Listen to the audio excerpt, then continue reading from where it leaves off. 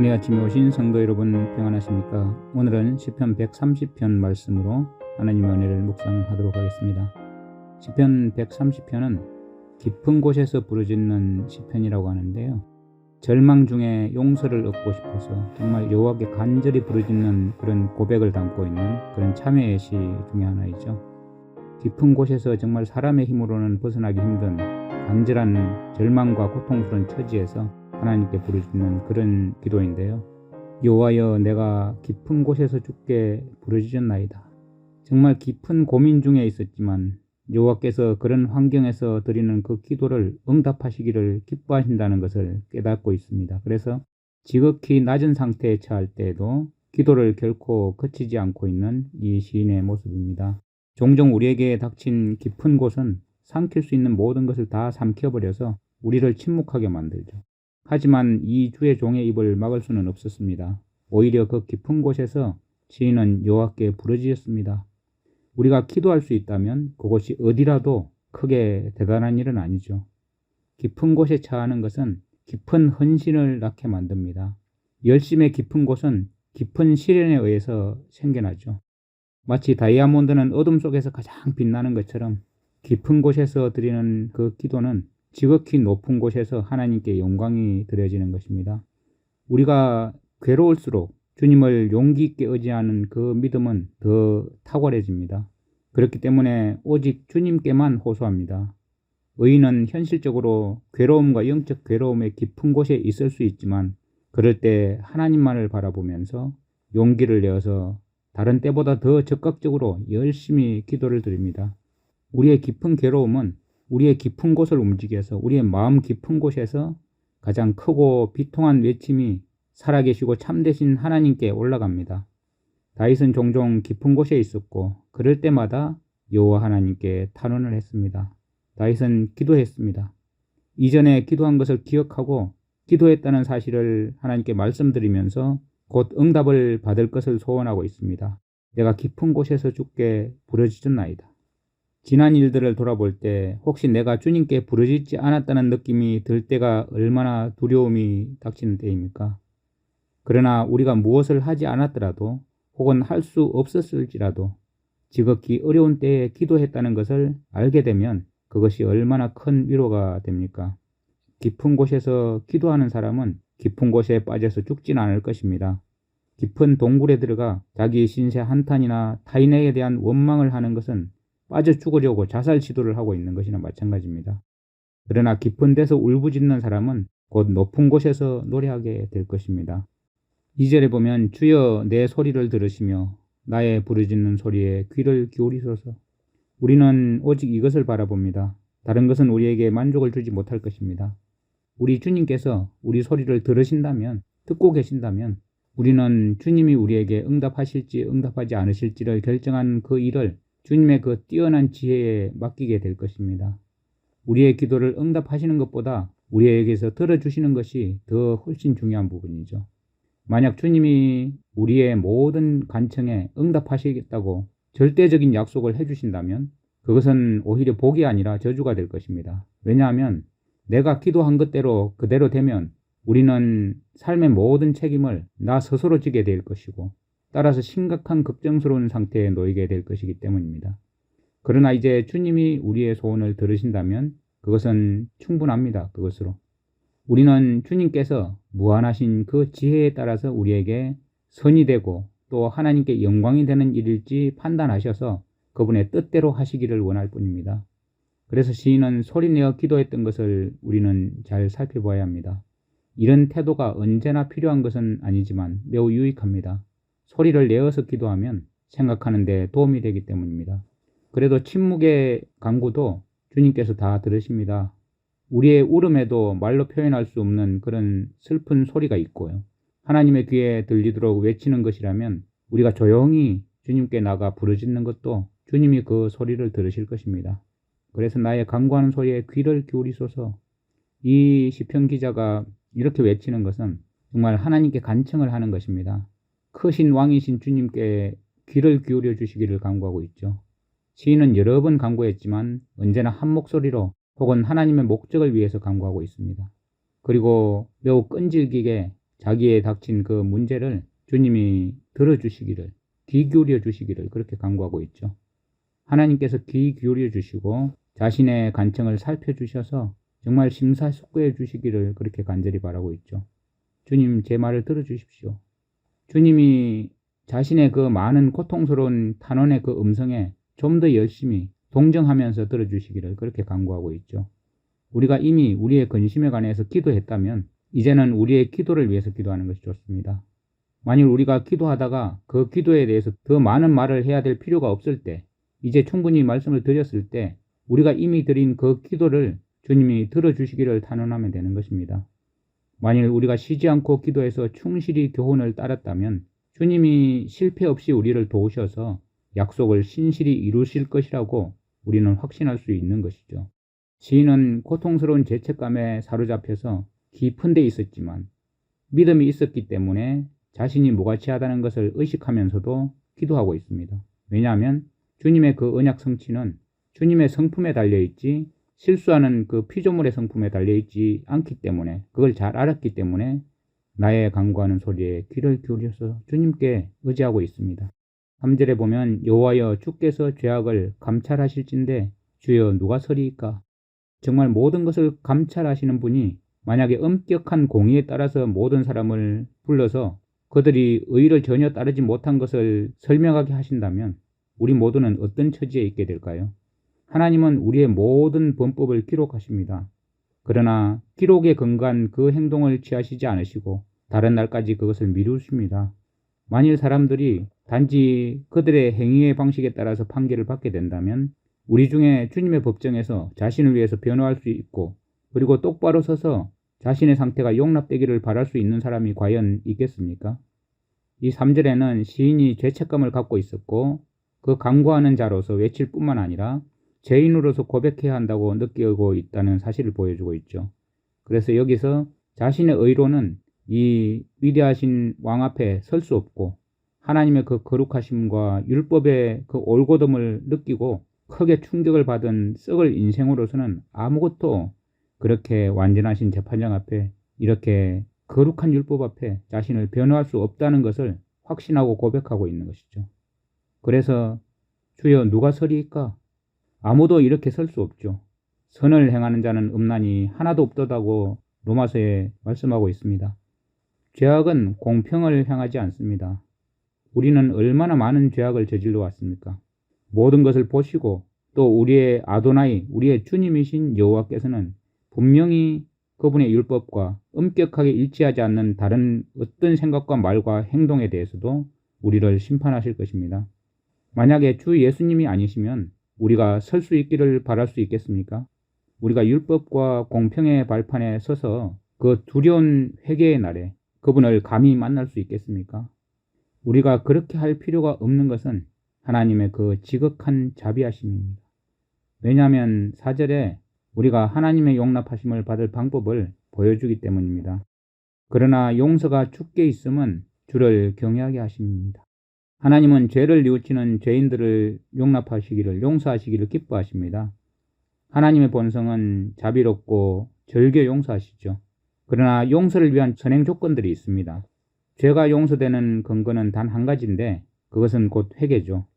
우리가 요한일서 1장 9절에 나와 있듯이 우리가 하는 고백은 거기에 회개가 동반되지 않을 때는 아무 가치가 없죠. 어떤 기독교인들은 이 두 과정을 혼돈해서 마치 자기의 죄책을 시인하는 것만으로 용서를 요구합니다. 하나님께. 그렇지만 하나님이 바라보시는 그 회개는 죄에 대해서 슬퍼하는 것뿐만 아니라 삶에서 죄를 제거하는 것까지 포함합니다. 죄에서 완전히 돌아서는 걸 말하죠. 죄를 제거하는 것은 위로부터 오는 능력에 힘입어서 그 영혼이 행하는 그런 행위입니다. 이런 경험 후에는 자동적으로 용서가 뒤따라오죠.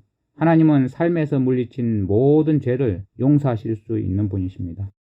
그런데 상당수 기독교인들은 알고 있는 모든 죄를 영혼에서 제거하는 것보다 자기 자신들이 지은 죄들을 용서받는 것에 더 많은 관심을 갖고 있습니다.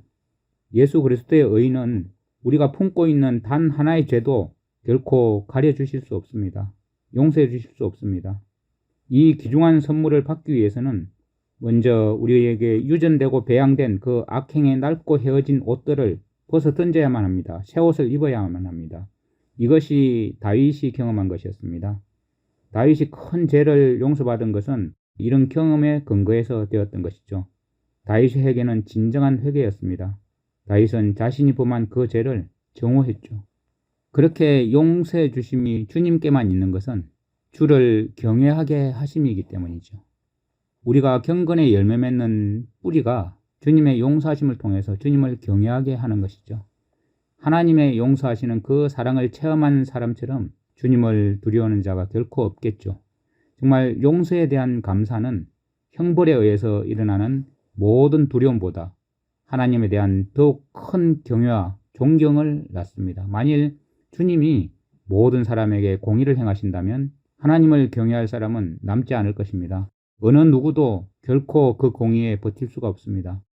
모든 사람이 받아 마땅한 그 진노의 두려움 아래에 있다면 절망이 모든 사람의 마음을 강팍하게 해서 하나님을 경외하지 못하게 할 것입니다. 하나님에 대한 그 거룩한 존경과 하나님을 슬퍼지게 하지는 않을까 하는 그 두려움의 길로 인도하시는 것은 하나님의 은혜입니다. 하나님의 용서하심입니다. 5절에 보면 나 곧 내 영혼이 여호와를 기다리며 내가 그 말씀을 바라는도다. 하나님의 응답은 우리가 원하는 만큼 신속히 오지 않을 수도 있습니다. 그렇지만 그 말에 대한 다윗의 확신 때문에 다윗은 희망을 가지고 꾸준히 기다리고 있습니다. 비록 슬픔의 밤은 긴 것처럼 보일지라도 그 아침은 곧 밝을 것을 알고 있죠. 어둡고 캄캄한 그 밤의 흑암에 밀려가면 의로운 해가 밝은 광선이 나타날 것입니다. 내 이름을 경외하는 너희에게는 공의로운 해가 떠올라서 치료하는 광선을 비추리니 너희가 나가서 외양간에서 나온 송아지같이 뛰리라고 말라기서 4장 2절에 말씀하고 계시죠. 주님이 나타나시면 나는 더 이상 기다릴 필요가 없게 될 것입니다. 주님이 나를 돕기 위해서 나타나실 때까지 나는 깊은 곳에서라도 기다립니다. 나의 이런 기다림은 단순히 형식적인 행위에서가 아니라 정말 나의 영혼으로 행하는 것이죠. 내 영혼이 기다리며 나는 기다린다고 계속해서 반복하고 표현하고 있습니다. 온 마음으로 주님을 대하는 것이 얼마나 좋습니까? 주님을 기다리는 것이 얼마나 좋습니까? 주 여호와께서 우리를 기다리게 하시면 우리는 온 마음으로 기다려야 합니다. 왜냐하면 여호와를 기다리는 자는 모두가 복되기 때문입니다. 하나님은 기다릴 만한 분이십니다. 기다림 자체가 우리에게 유익합니다. 기다림은 믿음을 시험하고 인내를 발휘하게 하고 우리에게 순종의 훈련을 하게 하고 복이 올 때 이 복을 귀중하게 여기게 합니다. 주님의 백성은 언제나 기다리는 백성이었습니다. 주님의 백성은 인내가 있는 백성이었습니다. 그들은 초림을 기다렸고 또 이제 재림을 기다리고 있습니다. 주님의 백성은 용서에 대한 느낌을 기다렸고 이제는 완전한 성화를 기다리고 있습니다. 주님의 백성은 깊은 데서 기다렸고 이제는 더 복된 상태에서 기다리는데 지치지 않습니다. 주님의 백성은 전에는 소리쳤지만 이제는 기다립니다. 아마 지난날의 기도가 현재의 인내를 유지시킬 수 있는 것이죠. 내가 그 말씀을 바라는도다. 기다림의 원천은 하나님의 말씀의 그 달콤함입니다. 정말 소망하지 않는 자들은 기다릴 수 없죠. 그러나 우리가 보지 못하는 것을 바란다면 인내로 그것을 기다리게 됩니다. 하나님의 말씀은 참된 말씀이지만 때때로 지체되어 나타납니다. 우리의 믿음이 참된 믿음이라면 주님의 때를 기다릴 것입니다. 주님으로부터 오는 그 말씀은 우리 신자들의 영혼의 양식입니다. 그리고 영혼은 그 떡으로 원기를 회복해서 구원과 기쁨의 새벽을 기다리면서 슬픔의 밤을 참아내겠죠. 우리는 기다리면서 그 말씀을 공부하고 말씀을 믿으면서 말씀 가운데 소망하면서 말씀으로 살아가는 것입니다.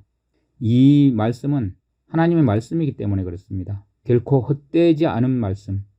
여호와의 말씀은 기다리는 그 영혼이 의지할 만한 견고한 기초입니다. 그래서 하나님의 그 약속을 얼마나 간절히 기다리고 있는지 이렇게 표현하고 있습니다. 파수꾼이 아침을 기다림보다 내 영혼이 주를 기다리나니 참으로 파수꾼이 아침을 기다림보다 더하도다. 성을 지키는 그 파수꾼이 낮을 기다리는 그 간절한 기다림. 한때 하나님과 교제를 즐겼던 이 사람이 하나님의 얼굴이 기다려짐으로 심히 괴로워하면서 주님의 나타나심을 간절히 강렬하게 소원하는 그런 상태에서 지친 파수꾼이 고달픈 경계 근무에서 풀려날 그 아침 햇살을 기다리는 것보다 더 하나님의 간절한 도우심을 기다리고 있죠. 하나님께서 그분의 약속에 따라 내게 자비로움으로 주실 것을 확신하고 있습니다. 왜냐하면 하나님의 약속은 밤과 낮의 그 법칙보다 더 정확하기 때문입니다. 혹시 밤과 낮의 법칙이 사라질지라도 하나님의 그 언약은 영원할 것입니다. 하나님은 인자하심이 영원하신 분이시기 때문이죠. 그래서 어떠한 처지에서도 우리가 하나님을 바라보는 이유를 7절에 이렇게 설명하고 있습니다. 이스라엘아 여호와를 바랄지어다. 여호와께서는 인자하심과 풍성한 속량이 있음이라. 그가 이스라엘을 그의 모든 죄악에서 성량하시리로다. 여호와는 이스라엘의 하나님이십니다. 그렇기 때문에 이스라엘은 여호와를 바라봐야만 했죠. 백성이 자신과 함께 이 복된 소망에 참여하도록 이 시인은 요청하고 있습니다. 모범을 보이면서 다윗은 다른 사람에게 권하고 있습니다. 마치 옛 야곱은 여호와를 기다리면서 밤새도록 씨름해서 결국은 이스라엘의 희망이신 그분의 도움을 얻어서 자기의 길을 갔던 것처럼 다윗의 모든 시에게도 동일한 적용이 되고 있죠. 그래서 여호와께는 인자하심이 있음이라. 그분의 본성에 속한 이 인자하심, 본성의 빛으로 나타난 이 인자하심, 우리는 이 은혜의 빛을 가지고 있고 따라서 그 인자하심을 더욱 보게 됩니다. 우리에게 죄가 있습니다. 그러나 소망은 우리의 것입니다. 왜냐하면 여호와께서는 인자하심이기 때문입니다. 우리의 위로는 우리에게 있지 않고 여호와께 있습니다. 우리 자신의 궁핍을 벗어나서 여호와 그분의 인자하심의 그 부요를 우리는 맛보아야 하는 것이죠. 그래서 풍성한 구속이 있음이라. 자신의 모든 백성을 그 많고 큰 근심에서 건지실 수 있고 그렇게 하실 것이라는 것입니다. 그러나 주님의 구속은 이미 이루어졌고 그리고 그분께 있는 것이죠. 그래서 그분은 자신을 기다리는 자들에게 언제든지 풍성한 유익을 주실 수 있습니다. 하나님께서는 무한한 능력이 있으시고 그러므로 하나님은 우리의 온갖 구하는 것이나 생각하는 것이 능히 넘치도록 하실 수 있는 분이십니다. 그렇기 때문에 그분은 우리를 위해서 그렇게 하시기를 기뻐하시고 인자하심의 그 속성과 구속의 사실은 여호와를 바랄 두 가지 충분한 근거가 되는 것입니다. 그리고 다른 데는 인자하심이나 구속하심이 없다는 사실은 실제로 우리 영혼은 모든 우상 숭배에서 벗어나게 해주는 것이죠. 하나님의 이 심오한 것들은 깊은 곳에서 부르짖는 그런 자들에게 큰 위로가 되는 것입니다. 저가 이스라엘을 그 모든 죄악에서 구속하리로다. 하나님만이 모든 것을 하실 수 있죠. 우리의 죄악은 우리에게 최악의 위험입니다. 죄에서 구원을 받으면 우리는 완전히 구원을 받는 것이죠. 그 모든 죄악은 단순히 당연하고 있는 징벌만을 의미하지 않습니다. 왜냐하면 구속은 죄의 용서뿐만 아니라 죄의 권세와 그 죄의 억압의 지배로부터 해방되는 것이고 그리고 죄가 낳는 그 모든 결과로부터도 자유를 포함하기 때문입니다. 그러나 구속에 의지하지 않고서는 죄로부터 구원이 없습니다. 주님의 구속에 의해서 이 의심의 구름이 드리울 수 없이 그 구원의 약속이 되어 있는 그 사실이 정말 큰 축복이죠. 주님은 확실히 자신을 믿는 그 백성을 그 모든 죄에서 구속하실 것입니다. 구속이 풍성한 것은 당연합니다. 왜냐하면 구속은 모든 이스라엘과 모든 죄악과 관련되기 때문입니다. 정말 이 8절은 높은 언덕에 올라온 것입니다. 깊은 구덩이에서 그 외침 속에 있다가 이제 높은 데서 합창을 부릅니다. 그리스도의 그 구속의 언약은 모든 복 가운데 으뜸이 되는 것입니다. 모든 이스라엘이 이것을 체험할 때 또 주님의 백성은 이제 주여 우리가 무엇을 기다려야 합니까? 이렇게 간절히 말할 수 있겠죠. 이것은 무엇보다도 우리 주 예수님의 그 오심에 대한 그런 예언입니다. 주님 언제 오십니까? 우리가 무엇을 기다려야 합니까? 그리고 우리는 이것을 그분의 그 육신의 구속을 위해서 오시는데 더욱 영광스러운 재림에 대한 그 약속으로 기다리는 것이죠. 왜냐하면 우리의 영혼이 재림을 기다리기 때문입니다. 우리의 마음과 우리의 육신은 즐거운 기대와 더불어서 소리 높여서 주님의 재림을 기다리게 되는 것이죠. 하나님 아버지, 정말 절망의 낮은 곳에서 우렁텅이에서 주 여호와께 간절히 부르짖는 이 기도가 저희들의 기도입니다. 만일 주님께서 죄악을 지켜보실진데 그 앞에 누가 설 수 있겠습니까? 주님께서 모든 것을 공의로 처리하시고 심판을 내리실 때 과연 그 앞에 설 자가 누가 있겠습니까? 그러나 주님의 그 용서하심이 주님을 경외하는 자에게 있고 주님을 경외하게 하시는 것입니다. 오직 여호와를 기다리면서 주님의 말씀을 바라는 자들에게 주님께서 풍성한 인자하심으로 속량하신 그 은혜가 얼마나 큰지요. 우리가 깊은 곳에서 헤어나오기 힘든 그런 절망의 깊은 곳에서 벗어나서 오직 주님께 다가갈 수 있도록 인도해 주신 은혜를 너무나 감사를 드립니다. 언제나 우리는 하나님의 뜻이 무엇인지 먼저 생각하면서 사람이 아니라 하나님께 용서를 구하기 위해서 나아가면서 하나님께서 주시는 그 인자심과 풍성한 속량 앞에 늘 감사와 찬양으로 주님 앞에 나아가고 더욱더 우리가 기다림의 법칙을 배우면서 특히나 주님의 다시 오심을 간절히 기다리면서 주님의 백성으로서의 그 하나님의 인자심을 받은 자의 모습으로 세상에 드러날 수 있도록 인도하여 주시옵소서. 예수님의 이름으로 감사하며 기도드립니다. 아멘. 시편 130편.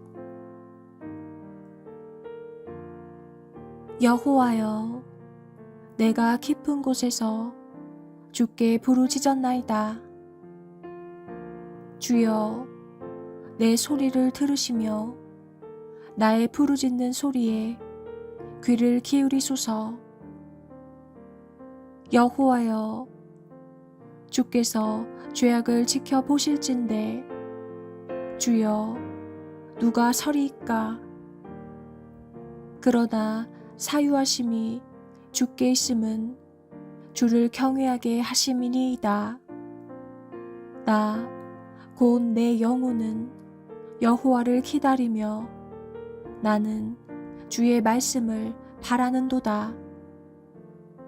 파수꾼이 아침을 기다림보다 내 영혼이 주를 더 기다리나니 참으로 파수꾼이 아침을 기다림보다 더하도다. 이스라엘아, 여호와를 바랄지어다. 여호와께서는 인자하심과 풍성한 속량이 있음이라. 그가 이스라엘을 그의 모든 죄악에서 속량하시리로다.